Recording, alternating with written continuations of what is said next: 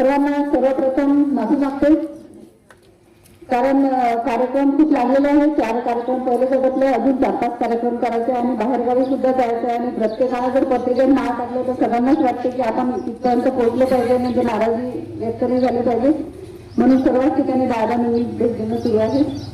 सर्वप्रथम डॉक्टर बाबासाहेब आंबेडकर यांना विनम्र अभिवादन करते, कारण बाबासाहेब नसते तर आज आम्ही अध्यक्ष नाही, सदस्य नाही आणि राष्ट्रपती नाही, पोलीस झालं नसतं.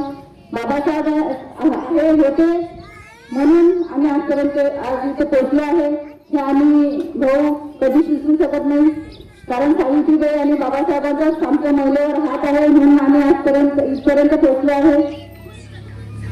दुसरं म्हणजे माझं एवढंच म्हणणं आहे की बाबासाहेब आपण मूर्तीपुरतेच मर्यादित नसून आपल्या आचरणात आणि विचारात कसे येतील हे सर्वप्रथम पाहायला पाहिजे. आणि बाबासाहेबांनी आपल्याला ज्या 22 प्रतिज्ञा सांगितल्या त्या 22 पैकी आपण 10 जरी पूर्ण मानल्या तरी आपण बाबासाहेबांना खूप मोठं पुण्य आपल्या हाताने घडल असं मला वाटते.